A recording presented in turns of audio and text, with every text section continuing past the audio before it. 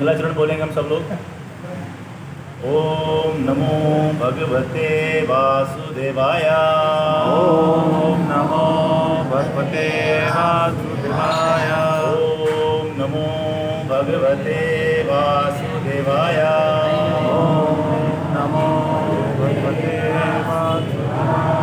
ओम नमो भगवते वासुदेवाय। ओम नमो भगवते परपन्न पारिजाताय पुत्रवित्र कपाणये ज्ञान मुद्राय कृष्णाय गीता अमृत तदुहे नमः। ओम अज्ञानतिमिरन्धस्य ज्ञानाञ्जनशलाकया चक्षुरुन्मीलितं येन तस्मै श्रीगुरुवे नमः। श्रीचैतन्यमनोभीष्टं स्थापितं येन भूतले स्वयं रूपः कदा मह्यं ददाते सौपदान्तिकं वन्देऽहं श्रीगुरो श्रीयुतापदाकमलं श्रीगुरुं वैष्णवंश्च श्रीरूपं सागरजातं सहागुणा रघुनाथान् तं तं सजीवं साधवैतं साधुतं श्रीजनासाहितं श्रीकृष्ण चैतन्यदेवं श्रीराधा कृष्णापादान् सहागुणा ललिता श्रीविशाखान्वितं च हे कृष्णा करुणा सिंधु दीनबंधु जगत्पते गोपेश गोपिका कांता राधा कांत नमस्तुते तप्ता कांचन गौरंगी श्री राधे वृंदावनेश्वरी वृषभानुसुते देवी प्रणमामि हरिप्रिये वाञ्छाय कल्पतरुभ्यश्च कृपासिन्धुभ्यैव च पतितानां पावनेभ्यो विष्णुवेभ्यो नमो नमः। नमो महावदन्नाय कृष्णा प्रेम पदायते कृष्णाय कृष्ण चैतन्य नामिने गौरतोषे नमः। कृष्णाय वासुदेवाय देवकी नंदनाय च गोपकुमाराय गोविंदाय नमो नमः। जय श्री कृष्ण चैतन्य प्रभु नित्यानंद श्री अद्वैता गदाधर श्रीवासदि गौर भक्त वृंद हरे कृष्णा कृष्णा कृष्णा हरे हरे कृष्णा कृष्णा हरे हरे हरे राम हरे राम राम हरे हरे श्री राधा मुरलीधर भगवान की जय। श्री राधा रास बिहारी जी भगवान की जय। श्री नित्याय गौर सुंदर भगवान की जय। श्री देव प्रहलाद महाराज की जय। सुखदेव श्लोरपाद की जय। हरि बोल।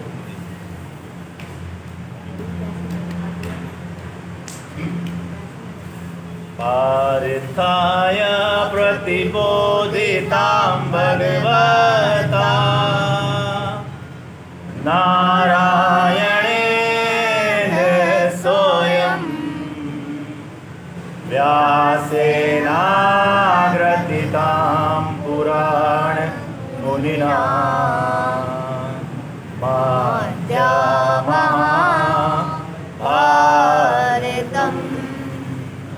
अद्वैतामृतवर्षिणीं भगवतीम् अष्टादशाध्यायिनीम्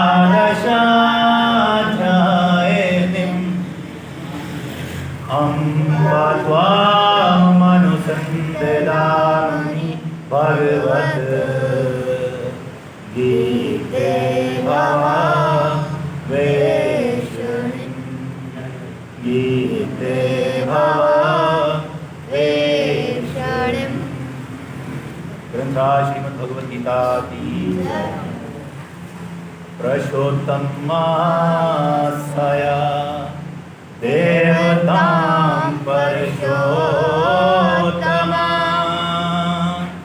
तस्मात् सम्पूजत भक्त्या तस्मात् सम्पूजत भक्त्या श्रद्धाय पुरुषोत्तमम् श्रद्धाय पुरुषोत्तमम्। श्री श्री पुरुषोत्तम मास महामहोत्सव की हरे कृष्ण हरे कृष्ण।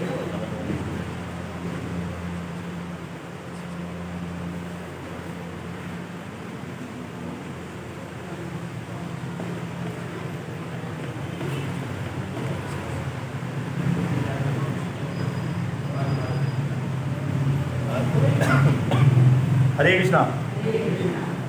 आप सभी का कृष्ण भावना अमृत संघ की ओर से हार्दिक स्वागत करते हैं। और बहुत भाग्यशाली है वो जीवात्मा जिसको भगवान श्री कृष्ण के प्रति सुनने का और बोलने का ऐसा सुंदर अवसर प्राप्त होता है। तो हम सबका परम सौभाग्य है कि आज इस पावन तिथि में हम सब लोग भक्तों के सानिध्य में भगवान की हरि कथा का श्रवण कर रहे हैं, हरि कथा का गुणगान कर रहे हैं और भगवान का दीपदान करेंगे। अब सब भक्तों के हृदय में एक बात होगी कि आज ये जो पुरुषोत्तम मास है ये हमसे विदा हो रहा है और भगवान की विशेष कृपा करुणा इस मास में बरस रही थी हम सब पे। आज उद्यापनम का दिन है। भक्तों ने बहुत सारी सेवाओं का धारण किया हुआ था, बहुत सारे व्रत किए हुए थे भक्तों ने। अलग-अलग हर किसी की अपनी सेवा थी, अपना व्रत लिया हुआ था पुरुषोत्तम मास को पूजने के लिए, भगवान पुरुषोत्तम को खुश करने के लिए। और आज उसका उद्यापन करेंगे हम लोग।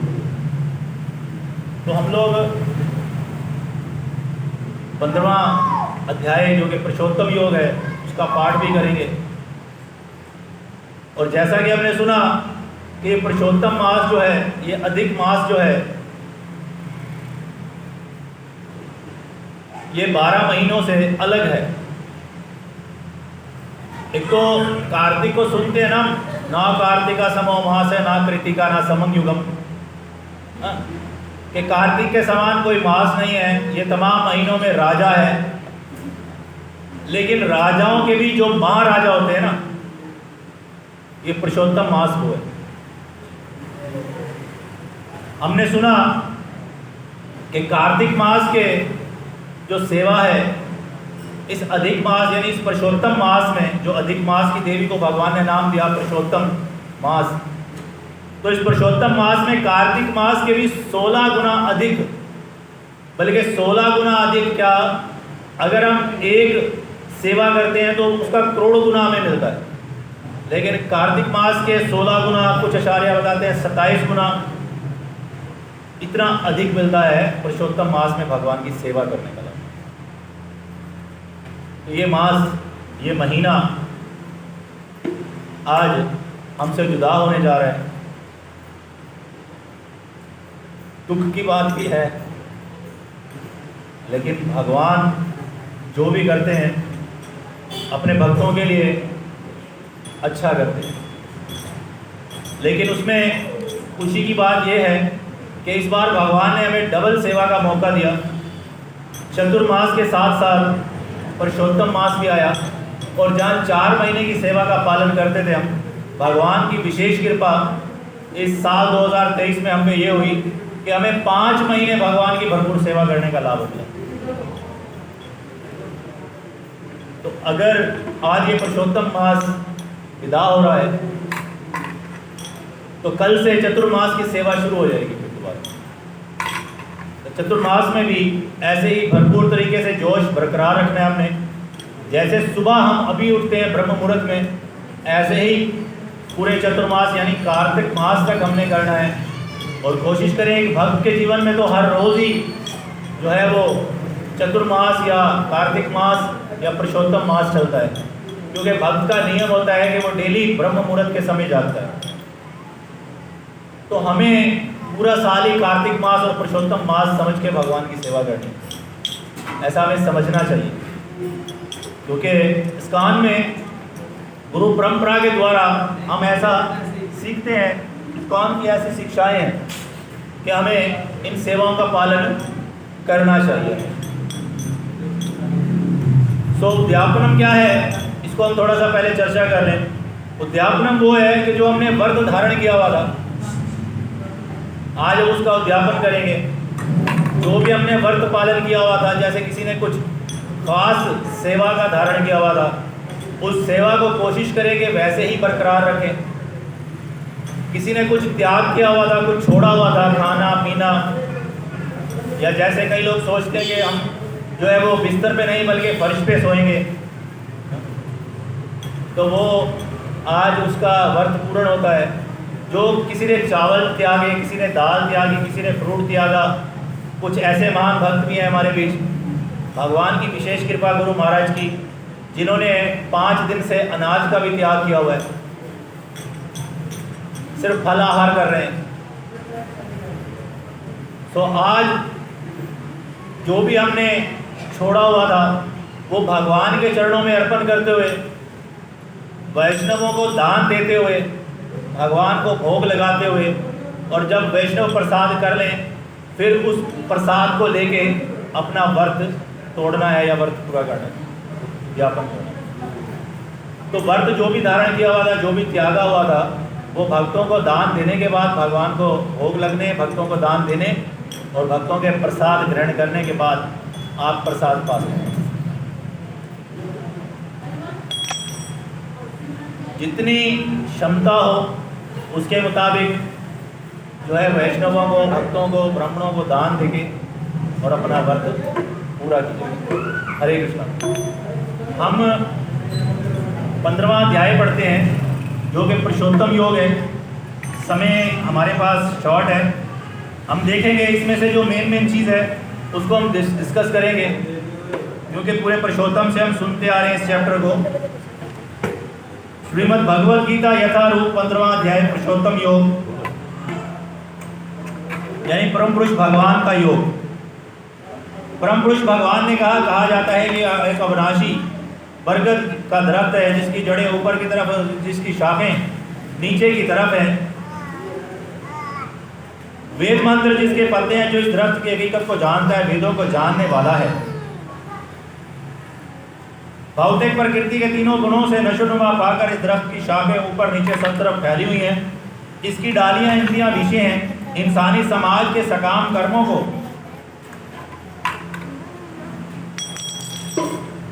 बांधने वाली इसकी जड़ें नीचे की तरफ फैली हुई हैं।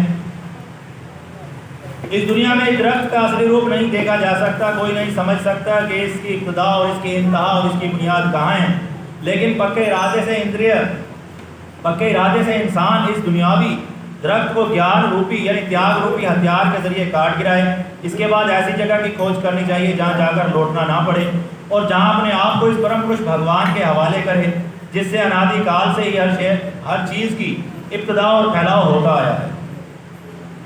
जो झूठी प्रतिष्ठा मोह कुसंगति से मुक्त है, जो शाश्वत तत्व को समझते हैं, जिन्होंने भौतिक काम को नष्ट कर दिया है, जो सुख दुख के द्वंद्वों से मुक्त हैं, जो मोह रहित होकर परम पुरुष भगवान के शरणागत होना जानते हैं, वो इस शाश्वत राज्य को हासिल करते हैं। मेरा परम धाम ना तो सूरज या चांद से रोशन होता है, ना आग या बिजली से। जो इंसान इसे हासिल करता है वो इस मादी संसार में दोबारा लौट कर फिर नहीं आता। इस बुद्ध जगत में तमाम जीव मेरे सनातन अंश हैं और इस बुद्ध जीवन की वजह से वो 6 इंद्रियों से सख्त संघर्ष कर रहे हैं, जिनमें मन भी शामिल है। इस मादी दुनिया में जानदार जिंदगी को अपने कई तस्वुरात से एक जिस्म से दूसरे जिस्म में ले जाता है। जिस तरह हवा खुशबू को एक जगह से दूसरी जगह ले जाती है, इस तरह वो एक किस्म का जिस्म अपनाता है और फिर इसे छोड़कर दूसरा जिस्म अपना लेता है। इस तरह दूसरा स्थूल शरीर पाकर जानदार खास किस्म के कान, आँख, जबान, नाक और स्पर्श इंद्रियां हासिल करता है जो मन के इर्द होते हैं। इस तरह वो इंद्रियां विषयों के खास जोड़ों से लुत्फानंदोज होते हैं। कमअकल लोग ना तो समझ सकते हैं कि जानदार कैसे अपना जिस्म छोड़ता है, ना ही वो समझ सकते हैं कि भौतिक प्रकृति के गुणों के ज़ेरे असर वो किस तरह के जिस्म से लुत्फानंदोज होता है। लेकिन जिनकी आंखें ज्ञान से रोशन हैं वो सब कुछ देख सकता है। आत्म साक्षात्कार में कायम ये सब आत्म साक्षात में कायम योगी ये सब साफ तौर पर देख सकते हैं। लेकिन जिनके मन तरबियत याफ्ता नहीं है, जो आत्म साक्षात्कार नहीं है, वो कोशिश करके भी नहीं देख पाते कि क्या हो रहा है। पूरी दुनिया के अंधकार को दूर करने वाली सूरज की रोशनी मुझसे निकलती है, चांद और आग की रोशनी भी मुझ ही से है। मैं हर लोक में दाखिल होता हूँ और मेरी शक्ति से तमाम लोग अपने मदार में कायम रहते हैं। मैं चांद भरकर तमाम सब्जियों को ज़िंदगी का रस मुहैया करता हूँ। मैं तमाम जानदारों के जिस्मों में हाजमे की आग हूँ। मैं प्राण और अपान वायु में रहकर 4 इकसाम की खुराक को हजम करता हूँ। मैं हर जानदार के दिल में बैठा हूँ। मुझसे इस स्मृति ज्ञान और विस्मृति आती है। मैं तमाम वेदों के जरिए जानने के लायक हूँ। बेशक मैं वेदांत का जाहिर करने वाला और तमाम वेदों को जानने वाला हूँ। जानदार 2 किस्म के होते हैं, एक चित्त और दूसरे अचित्त। इस दुनिया में तमाम जानदार चित्त कहलाते हैं और रूहानी दुनिया में तमाम जानदार अचित्त हैं। इन दोनों के अलावा एक परम पुरुष परमात्मा है जो बाज़ाते खुद अविनाशी भगवान है और जो तीनों लोकों में दाखिल होकर इनका पालन कर रहे हैं। चूँकि मैं चित्त और अचित्त दोनों से परे हूँ, चूँकि मैं सर्वश्रेष्ठ हूँ, इसलिए मैं जगत में और वेदों में परम पुरुष भगवान के नाम से मशहूर हूँ। ऐ भरतपुत्र, जो कोई बगैर शक के मुझे परम पुरुष भगवान के रूप में जानता है, वो सब कुछ जानने वाला है। इसलिए वो शख्स अपने आप को मुकम्मल तौर पर भक्ति सेवा में लगाता है। ऐ अर्जुन, ये वैदिक शास्त्रों का निहायत राजदाराना हिस्सा है जिसे मैंने तुम पर जाहिर किया है। जो कोई इसे समझता है वो अक्लमंद हो जाएगा और इसकी कोशिशें तकमील पाएंगी। इस तरह पुरुषोत्तम योग नामी 15वां अध्याय समाप्त हुआ। बोलो श्री हरि भगवान जी की। हरे तो ये हमने पढ़ा पुरुषोत्तम योग। लफ्ज है पुरुषोत्तम, उत्तम। तो पुरुषोत्तम का अर्थ क्या होता है, कोई बताएगा?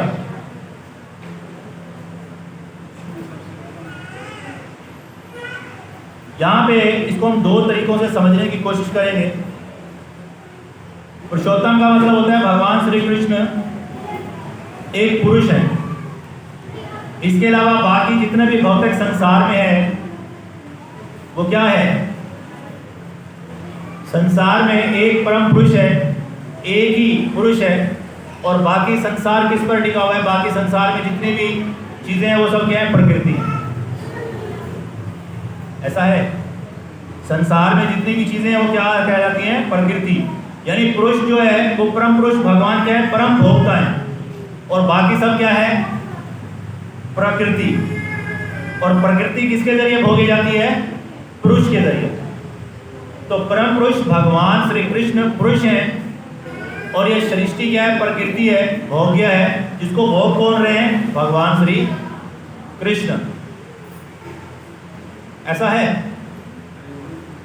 भगवत गीता के 5वें अध्याय का अंतिम श्लोक इस बात की तस्दीक करता है, पुष्टि करता है। क्या है वो श्लोक? भोक्ता नाम यज्ञ तपसाम सर्वलोका महेश्वरम सुहृदं सर्वभूतानां ज्ञात्वा मां शांति मृच्छति। परम भोक्ता क्या है? भोक्ता नाम यज्ञ तपसाम। भगवान क्या बताते हैं कि तमाम यज्ञों और तमाम तपस्याओं का परम भोक्ता मैं हूं। इसलिए परम पुरुष कौन है? भगवान श्री कृष्ण है। और प्रकृति क्या है? वो भोग्य है। यानी परम पुरुष भगवान इस प्रकृति को भोगते हैं। तो ये तो हो गया पुरुष, परम पुरुष हो गया। और उत्तम क्या है?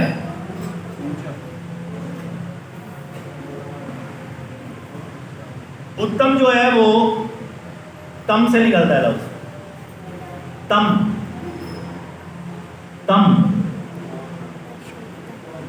तम तम किसकी व्याख्या करता है? तमोगुण की। तो इस संसार का निचला स्तर क्या है? शास्त्रों में बताते हैं आचार्यगण, तमोगुण, रजोगुण और सतोगुण। तो अस्थिर है। और भगवान क्या है? और भगवान का लोक क्या है? इन तीनों गुणों से ऊपर है। सतोगुण, रजोगुण, शुद्ध सतो और विशुद्ध सतो। तो भगवान क्या है?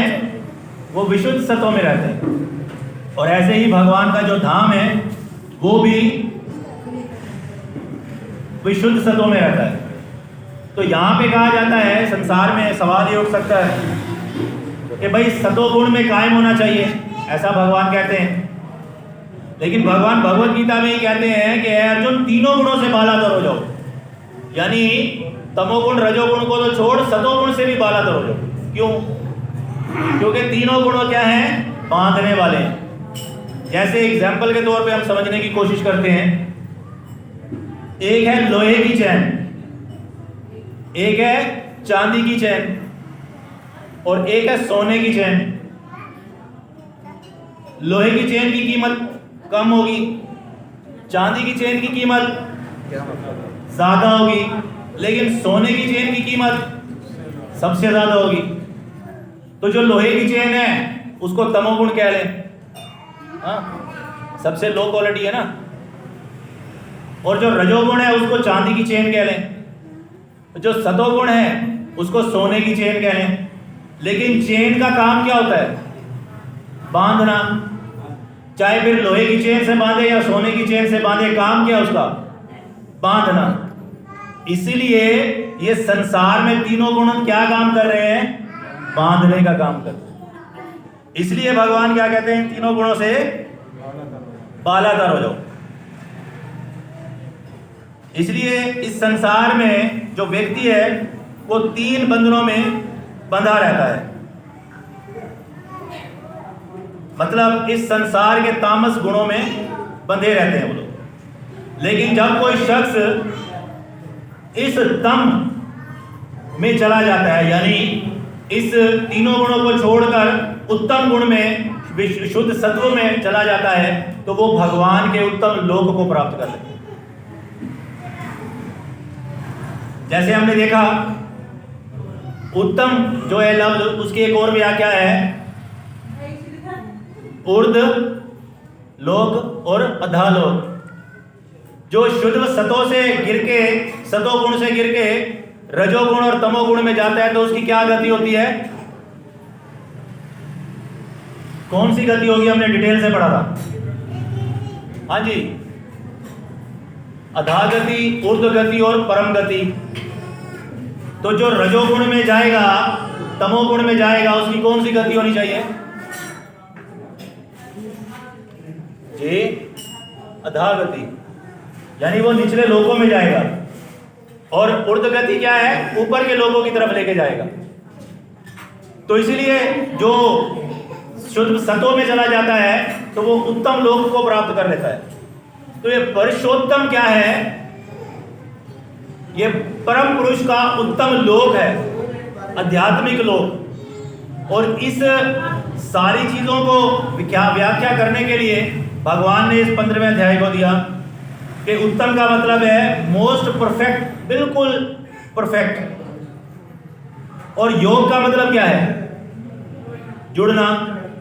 तो पुरुषोत्तम योग का अर्थ ये हुआ कि भगवान पुरुषोत्तम के उत्तम लोक से और उसके इस योग से जुड़ना, भगवान के सेवा से जुड़ना। तो पुरुषोत्तम योग का मतलब है एकमात्र कि परम भोक्ता जो सारे संसार के परम पुरुष हैं, परम भोक्ता हैं, जो तमोगुण, रजोगुण और सतोगुण से परे हैं और उत्तम हैं, इन उत्तम परम पुरुष भगवान से जुड़ना पुरुषोत्तम योग कहलाता है। क्या कहलाता है पुरुषोत्तम योग? उत्तम परम पुरुष, परम पुरुषोत्तम भगवान से जुड़ना पुरुषोत्तम योग कहलाता है। आया समझ में? तो ये 15वां अध्याय पूरा जो है वो पुरुषोत्तम शब्द की व्याख्या कर रहा है कि पुरुषोत्तम योग जो है इस महीने में हम पढ़ते हैं। इस जैसे इस मास को जो है वो भगवान ने अपना नाम दिया पुरुषोत्तम मास। इसमें हम भगवान का जो है वो 15वें अध्याय का पाठ का श्रवण करते हैं। तो इस अध्याय में अर्जुन सवाल नहीं कर रहे बल्कि भगवान बयान कर रहे हैं इस पुरुषोत्तम योग को है। और भगवान अर्जुन को बताते हैं कि उत्तम योग बता रहे हैं कि क्या है वो। और इसको सुनने से आप किससे जुड़ोगे? भगवान पुरुषोत्तम से।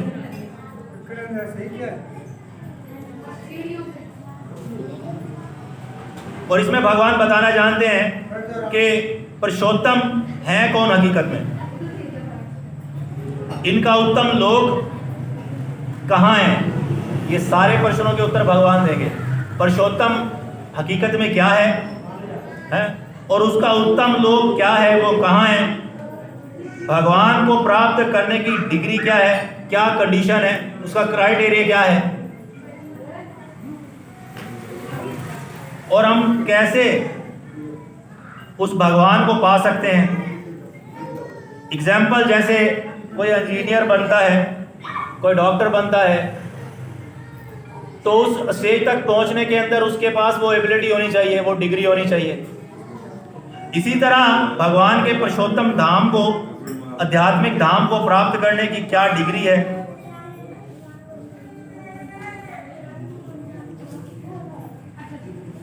और वो लोग कैसे उस रास्ते पे चल के या उस रास्ते का पालन करके जो वहां तक पहुंचता है भगवान के धाम जा सकते हैं।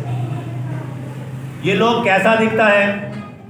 आत्मा अगर मनुष्य शरीर से ऊपर ना गई तो नीचे अधोगति में जाती है। तो इन सब सवालों के जवाब जो है वो भगवान हमें देंगे। सब कहते हैं कि सब रास्ते एक ही तरफ जाते हैं, ऐसा है? सब रास्ते भगवान के धाम की तरफ जाते हैं? जाते हैं? नहीं जाते? नहीं जाते। सब रास्ते अलग-अलग जाते हैं। एक ही रास्ता भगवान की तरफ जाता है और वो है शुद्ध भक्ति का। तो इसलिए इसमें पहले 4 श्लोकों में भगवान बयान कर रहे हैं कि व्यक्ति के जीवन का लक्ष्य क्या है। और अगर हम जानना चाहते हैं कि इससे पहले की जगह के बारे में पता होना जरूरी है जहां हमने जाना है। तो पहले 4 श्लोकों में पहला श्लोक क्या है? ऊर्ध्वमूलम अधः शाखम। इस श्लोक में भगवान बयान करते हैं, अपने धाम की चर्चा करते हुए बताते हैं इस भौतिक लोक में। ये भौतिक लोक क्या है? जैसे हम जानते हैं कि संसार को 2 हिस्सों में बांट दिया गया है। कैसे? एक क्या है? आध्यात्मिक लोक और एक क्या है? भौतिक लोक। आध्यात्मिक लोक 3/4 है। आध्यात्मिक लोक 3/4 है। कैसे 3/4 है? जैसे इस भौतिक लोक पे 3 गुना पानी है और 1 गुना धरती है, ऐसे ही जो भगवान का, वैसे तो ये लोक भी भगवान का ही है, लेकिन ये क्या भौतिक लोक है, मादी दुनिया है। तो भगवान का आध्यात्मिक लोक 3/4 हिस्से पर है, और ये लोग जो है वो 1/4 हिस्से पर है, जिसमें अनेकों ब्रह्मांड आते हैं। ऐसा नहीं कि एक ही ब्रह्मांड है, अनेकों करोड़ों ब्रह्मांड है। लेकिन एक भौतिक जगत जो है वो अलहदा से है। तो भगवान यहाँ पर बता रहे हैं कि ये जो धाम है, यानी भौतिक धाम है जो,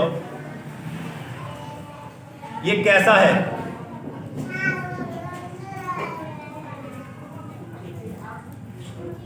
और इसमें बताते हैं कि ये कैसा है, एक अश्वत्थ वृक्ष की तरह है। अश्वत्थ वृक्ष कौन सा है? जो आध्यात्मिक लोक में है भगवान का है। एक लोक जो जैसे एक दरख्त है, सीधा बरगद का दरख्त है, और बरगद के दरख्त को अगर पानी के किनारे पे देखें तो वो कैसा नजर आएगा? दरख्त कैसा होता है? सीधा। लेकिन अगर पानी के किनारे देखें तो वो उल्टा नजर आएगा। इसी तरह भगवान का जो आध्यात्मिक लोक का वृक्ष है वो सीधा है, और जो भौतिक लोक में है वो उल्टा है उसके। बिल्कुल ऐसे ही जैसे पानी के किनारे खड़े होकर अगर हम देखते हैं तो दरख्त की जड़ें जो है वो ऊपर की तरफ और शाखें जो है वो नीचे की तरफ नजर आती हैं।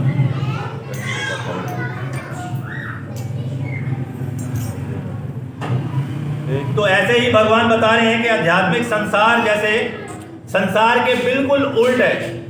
इसकी शाखें जो है वो कहाँ है? नीचे की तरफ है, और जड़ कहाँ है? ऊपर की तरफ है। तो बिल्कुल उल्ट है ये। अधा शाखम यानी ऊपर की तरफ होती हैं, लेकिन भौतिक संसार की शाखें जो है वो नीचे की तरफ हैं, क्योंकि आध्यात्मिक जगत की परछाई है ये। लेकिन कैसी है?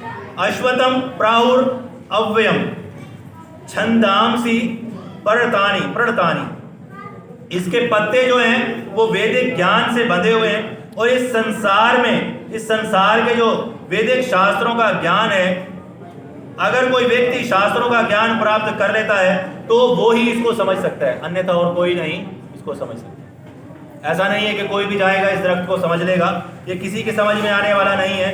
इस दरख्त जो है वो उसको वेद द्वारा, शास्त्रों द्वारा ही समझा जा सकता है। ये बहुत खतरनाक दरख्त है, ठीक है। इसको मोह रूपी दरख्त भी कहा जाता है, क्योंकि इसके फल क्या हैं? इस दरख्त के 4 फल हैं। कौन कौन से? धर्म, अर्थ, काम और मोक्ष। ये 4 इस दरख्त के फल हैं। क्योंकि हम धर्म किस लिए करते हैं? हम ये धर्म, दीपदान, आरती, पूजा पाठ, तपस्या, जपा क्यों करते हैं? अर्थ मिले। अर्थ क्या है? धन मिले। तो अर्थ क्या है? धन।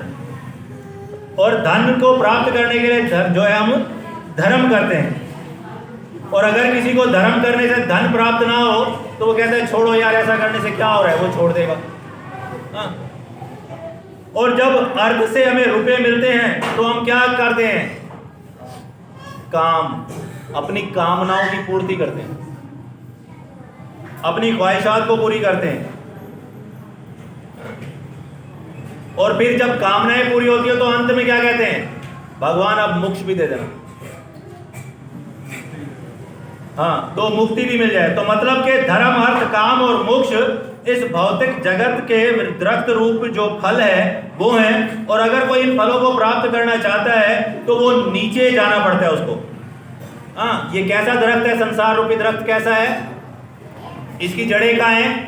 ऊपर की तरफ। और शाखें कहाँ हैं? और फल कहाँ होता है? शाखों के अंत पे। तो फल तोड़ने के लिए कहाँ जाना पड़ेगा? पानी के अंदर।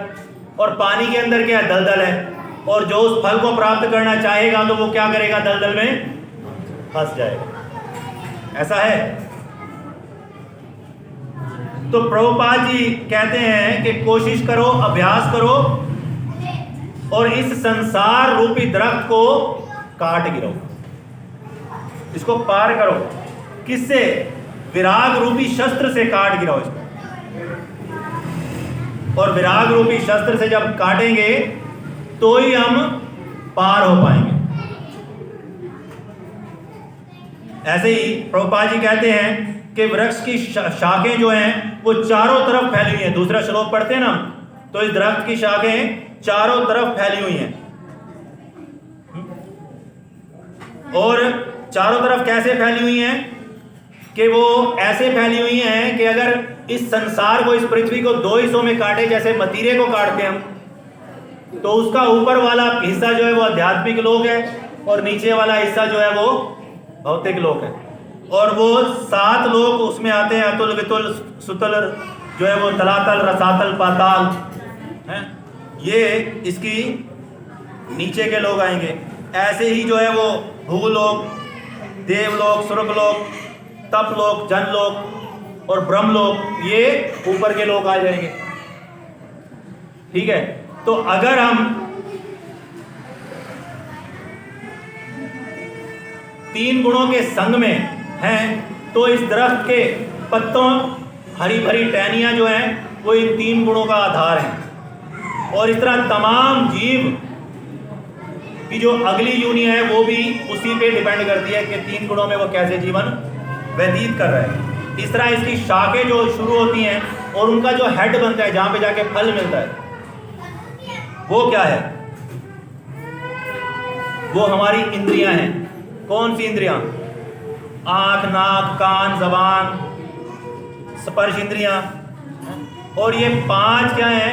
ये पांचों जो है वो उसके हेड पर है, उसका हेड है जो टहनी की आखिरी जो है वो नोक होती है। तो भगवान इस संसार रूपी दरख्त को बयान कर रहे हैं। भगवान कहते हैं कि ये संसार रूपी दरख्त जो है वो शाश्वत दरख्त की उल्ट है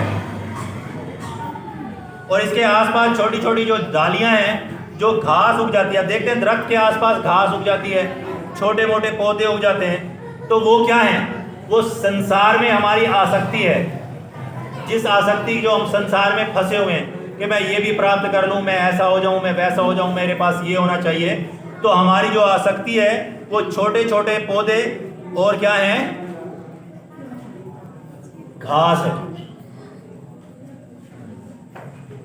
तो अगर कोई चाहता है कि वो इस आध्यात्मिक दरख्त को प्राप्त करे जो कि इस भौतिक जगत से ऊपर है, तो ये भौतिक जगत और आध्यात्मिक जगत कैसा है?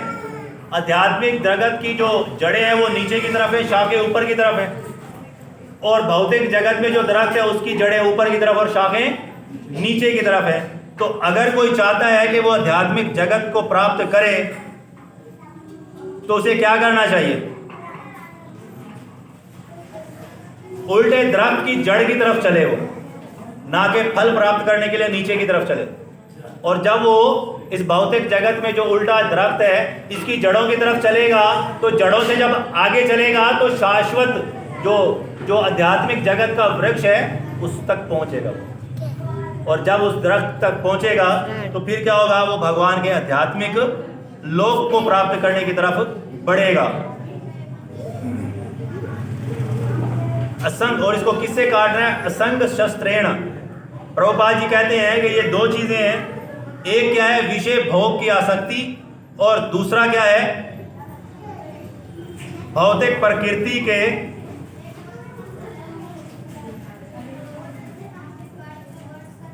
भौतिक प्रकृति में खुद को कंट्रोलर मानना, ये समझना कि मैं इसको कंट्रोल कर लूंगा। तो ये 2 चीजें जो है बहुत खतरनाक है, इन्हीं को काटना है। विषय भोगों की आसक्ति, जैसे हम सुनते हैं बारंबार शिक्षा सुनने के बावजूद भी अपने आप को मादी खुशियों से फंसाए रखना, मादी खुशियों में फंसे रहना, है ना? बार बार सुनने के बाद भी, बार बार सुनने के बाद भी उसमें आसक्त रहना। जैसे किसी चीज को ग्रहण करना या उसको पाने की ख्वाहिश रखना, हमें पता है कि वो हमारे लिए नुकसानदेह है। ये सोचना कि मैं इसको छोड़ दूं, मैं इसको छोड़ दूं, मैं इसको छोड़ दूं, लेकिन कभी ना कभी उसकी तरफ बढ़ना, उसको प्राप्त करने की कोशिश करना, ये है आसक्ति। उससे बाहर ना जाना, उसी में आसक्त रहना। तो सबसे बड़ी वजह क्या है हमारी? वो अपराध होने की वजह ही ये है कि हम उसमें आसक्त रहते हैं। और दूसरा क्या है? अपने आप को कंट्रोलर समझना कि कोई कंपनी है, कोई घर है, कोई परिवार है, हाँ, या कोई समाज है, उसका खुद को कंट्रोलर मानना कि इस पे जो है ना मेरा होल्ड रहे, मेरा कंट्रोल रहे, इसमें कोई भी आएगा तो मैं उसको कंट्रोल करूंगा, मैं कंट्रोलर हूं, इस पूरे परिवार पे, इस पूरे लोक पे, इस पूरे मंदिर में मेरा कंट्रोल, मेरा होल्ड होना चाहिए। तो कंट्रोलर खुद को समझना ये बहुत बड़ा अपराध है। और जब हम खुद को कंट्रोलर समझते हैं तो ही हम तबाही से दो चार हो गए। इसलिए भगवान बताते हैं कि अगर पुरुषोत्तम वृक्ष के बारे में जानना है तो इनसे, दोनों चीज़ों से हमें दूर रहना चलेगा, दूर रहना पड़ेगा। और आखिरी देखते हैं हम 5वां श्लोक, इसके बाद हम विराम देंगे। 5वें श्लोक में भगवान 8 क्वालिटीज बता रहे हैं, जिसमें से जो है वो 1 अपनानी है और 7 छोड़नी है। और वो अगर 1 अपना लेंगे हम तो अवश्य ही भगवान के पुरुषोत्तम लोक में जाने के योग्य हो जाएंगे। उसमें पहला है निर्मह, यानी मोह से रहित। इसका मतलब, निर्मह का मतलब होता है रहित, यानी व्यक्ति को चाहिए कि इन चीजों से आजाद रहे। किन चीजों से? मोह, यानी मोह से, झूठी तारीफ से दूर रहना चाहिए। कोई कह दे हाँ आप तो बहुत महान हो, आप बहुत सुंदर लग रहे हो, आज आप इन कपड़ों में बहुत अच्छे लग रहे हो, तो यानी मोह में पड़ जाना कि यार उसने कहा कि मैं बहुत सुंदर लग रहा हूं, मैं बहुत सुंदर हूं। तो पहले सबसे इस मोह से दूर रहना पड़ेगा। सबसे पहला स्टेप यही है जो हमें तबाही की तरफ लेके जाता है। अपनी तारीफ, अपने अभिमान, अपने अहंकार में, अपनी प्रतिष्ठा में, अपने मान में हम बहुत मगन हो जाते हैं। और दूसरा क्या है? संग दोष। ये दूसरा और तीसरा है कि अभक्तों का संग छोड़ देना, ऐसा संग से हमेशा दूर रहना, जरूरत के मुताबिक उनका संग करना और कुसंग को त्यागना। और जिस जगह पे भक्त की या भगवान की निंदा हो, चाहे वो भक्ति क्यों ना हो, तो उस जगह को छोड़ देना। पहला अपराध क्या है? भगवान के वैष्णव भक्तों की निंदा करना। और चौथा क्या है? अध्यात्म नित्य, कि इस संसार को जो शाश्वत समझते हैं, इस लोक को जो शाश्वत समझते हैं, इस जगत को जो नित्य समझते हैं कि ये लोग, ये भौतिक लोक जो है ये हमेशा रहने वाला है, तो ये भी बहुत बड़ी गलत फहमी है। हमें इससे भी आज़ाद होना है, इसको छोड़ना है कि हम लोग इसी में सुख प्राप्त करते हैं। हम क्या करते हैं, जैसे कोई दलदल में डूब रहा है तो क्या करेगा? एक हार की कथा हम सुनते हैं ना कि एक रानी के पास 9 लखा हार था और वो एक गिद्ध उठा के, एक जो है ना वो बाल उठा के उड़ गया, और फिर रानी ने राजा से कहा, राजा ने ऐलान करवा दिया कि जो कोई ये हार ढूंढ के लाएगा उसको मैं अपनी आधी सल्तनत का राजा बना दूंगा। ऐसा है, ऐसा सुनते हैं ना। तो वो जब ऐलान हुआ तो सब लोग ढूंढने लगे, और एक बंदा था जिसकी बेटी की शादी नहीं हो पा रही थी, वो शादी करने के लिए धन नहीं था, वो ढूंढने गया तो उसको एक कीचड़ में पड़ा नजर आया, उसकी परछाई नजर आई, और वो उसमें रस्सा बांध के कि कहीं दलदल में डूब ना जाऊं, उसको पकड़ने के लिए उतरा। और जो ही इसको पकड़ता तो वो ओझल हो जाता, जो ही इसको पकड़ता तो ओझल हो जाता, कीचड़ में लथपथ हो गया। और वहां से कुछ भक्त गुजरे और उन्होंने कहा, अरे मूर्ख तू क्या कर रहा है कीचड़ में? तो उसने कहा कि यहाँ पे 9 लखा हार है, इसको ढूंढ रहा हूं मैं। तो उन्होंने देखा कि अरे ये हार नहीं है, उसकी परछाई है। बोले नहीं, ये हार है। तो उन्होंने कहा कि ये हार नहीं है, उसकी परछाई है। और वो जब पकड़ने लगता तो वो गायब हो जाते। बोले मूर्ख, तू इस दलदल में हार को ढूंढ रहे, हार तो ऊपर है। ऐसे ही ये भौतिक लोक है, इस भौतिक लोक रूपी दरख्त है जिसको हम फल को खाने की कोशिश करते हैं। और हम क्या सोचते हैं कि हम इस जगत में रहें, ये जगत अध्यात्म है, नित्य है, हम इसमें रहें बिल्कुल वैसे ही जैसे वो रस्सी बांध के उतरा है। हम भगवान की जबा रूपी रस्सी पकड़ते हैं, हरे कृष्णा कृष्णा कृष्णा हरे हरे, हरे राम राम राम हरे हरे। मेरे पास धन भी हो, मेरे पास घर भी हो, मेरा अच्छा घर हो, मेरे चाहने वाले ज़्यादा हों, मेरी जय जयकार ज़्यादा हो, इससे सबसे बंधे पड़े। और हम चाहते हैं कि हम इसी लोक में पड़े रहें, नाम जप भी करते रहें, धर्म काम अर्थ मोक्ष भी कर ले पालें और भगवान को भी प्राप्त कर लें। ऐसा नहीं होगा। तो इस लोक को नित्य लोक या अध्यात्म लोक समझना भी बहुत बड़ी बेवकूफ़ी है। और भौतिक काम को नष्ट करना, यानी जितनी भी भौतिक इच्छाएं हैं, जितनी भी मादी ख्वाहिशात हैं, दुनियावी इच्छाएं हैं, उनका त्याग करना, ठीक है। और सुख दुख के द्वंद्वों से आज़ाद हो जाना, कि सुख आ गया तो परेशान नहीं होना, अगर दुख आ गया तो परेशान नहीं होना, सुख आ गया तो भगवान को छोड़ देना, ऐसा नहीं करना। सुख है दुख है उस सब में भगवान को याद रखना और भगवान की सेवा करना, और मोह रहित होकर भगवान की शरणागति को ग्रहण करना, ये हमने करना है। कि मोह से छूट के भगवान की शरणागत ग्रहण करनी है, और फिर ही जब हम भगवान के शरणागत होंगे, जैसा हम सुनते हैं कि त्रिनाद अपि सुनीचेना त्रोड़पि सहस्रेण अमानी न मान देना कीर्तन है सदा हरि।